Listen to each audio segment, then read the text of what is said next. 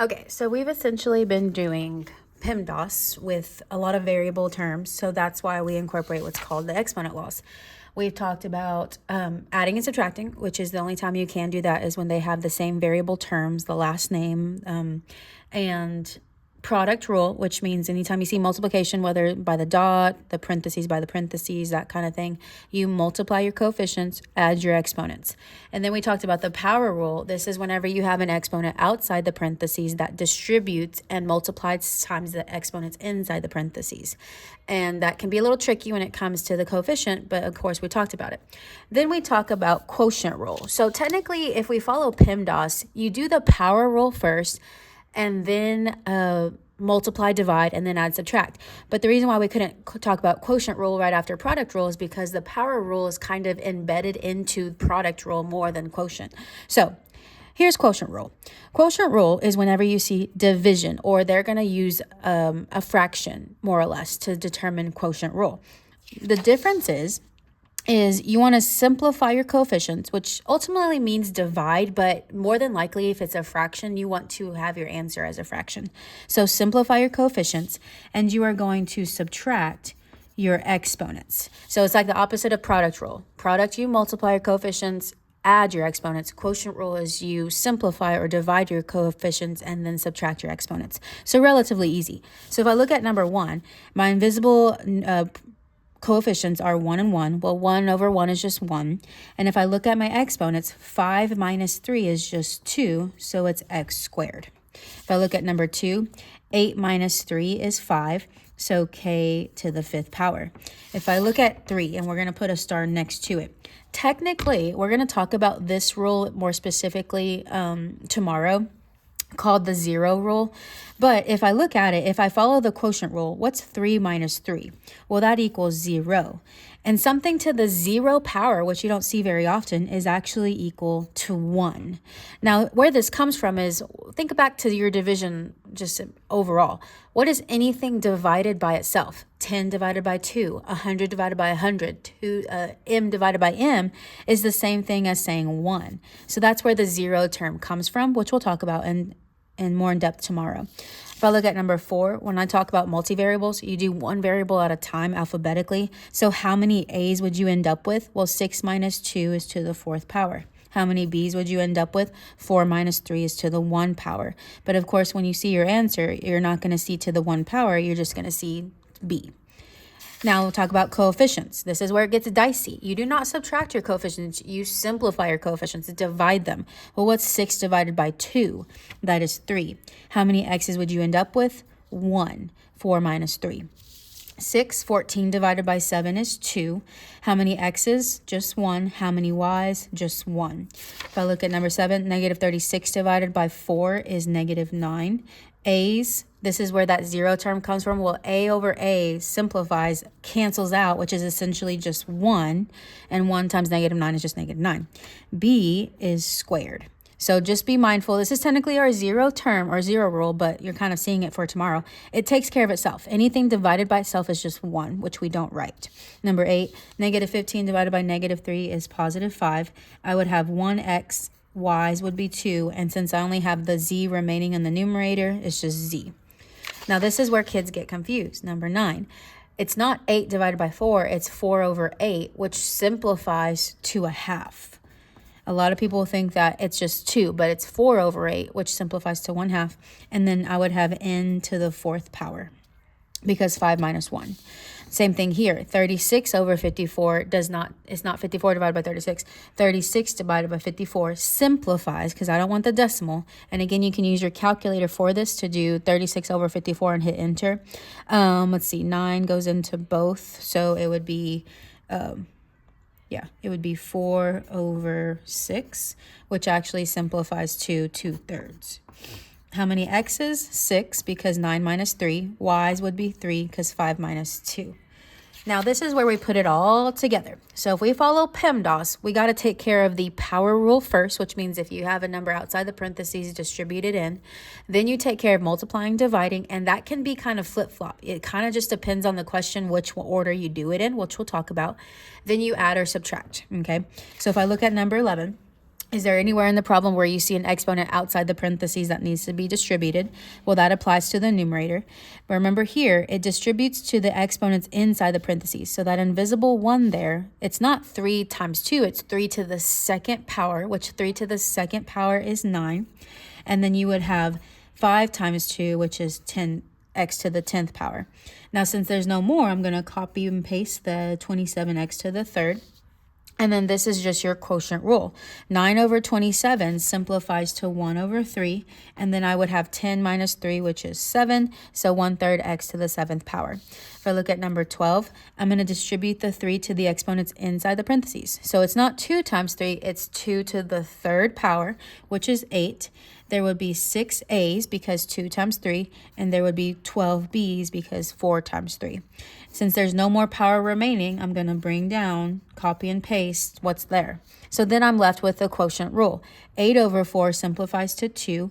A's would be 3, and b's would be 5 because 12 minus 7. So far, so good. But of course, it gets dicier because the more steps we add, the more steps you have to show. So if I look at number 13, actually same thing. Power rule first. Since that does not apply to the numerator, I'm going to bring it down. When I distribute the 2, it's not 4 times 2, it's 4 squared, which is 16. And then x would be 2, y would be 2. 12 over 16 simplifies to 3 over 4. I would have 7 x's because 9 minus 2, and then y's would be 2 because 4 minus 2. Number 14, distribute the 4 first. So 2 to the 4th power is 2 times 2, which is 4, times 2 is 8, times 2 is 16. I would have 4 x's and then 16 y's. My denominator also has a power rule. So when I distribute the 2 to the 2nd power is 4. I would have 4 x's and 6 y's. And when I do the quotient rule, 16 over 4 simplifies to 4. My x's would essentially cancel out because they would be 0, which equals 1. And then so y would be 10 because 16 minus 6. So the x's kind of go away.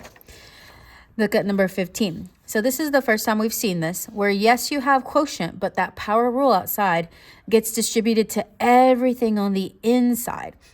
So, including the denominator. So 12 squared is 144. X would be 10. 15 squared would be 225. And then x squared. So then when I simplify 144 over 225, again, you don't want to divide. You want to type it in as a fraction. It simplifies to 16 over 25. Your x's would be 8 because 10 minus 2. Same thing on number 16. Distribute 2 to everything inside the parentheses. So 4 squared is 16, a to b to the 4th. 5 squared is 25, a squared and b squared. So when I simplify, again, we don't divide, just to check to see if it simplifies. 16 over 25 doesn't simplify beyond that, so 16 over 25. A's would essentially cancel because anything divided by itself is just 1, and then b squared. And again, we'll talk about tomorrow another way to write this, but we're going to focus on the skill. So if I look at number 17, there's no power rule in this one. There's not an exponent outside the parentheses. Well, so then I look at, well, I have product and I have division, I have quotient. So this is where it comes down to order. It just depends on the question. In this particular case, I have to take care of the product rule before I can do the quotient because I want my product to be cleaned up before I can divide it out. So we're going to take care of the numerator first. Remember, multiply your coefficient. So 9 times 4 is 36. X would be 6 because 5 plus 1, and y would be 7 because 6 plus 1. I'm going to copy and paste my denominator because there's no more product rule. And then I have my quotient rule, which divides out perfectly. 36 divided by 6 is 6. I would have 4 x's, and then y's would be 3. So this one would be product before quotient. And we'll talk about where we do quotient before product, but not in that case. Number 18, this one has 3. It has power rule, product rule, quotient rule. So first we do power, which means anything outside the parentheses gets distributed in.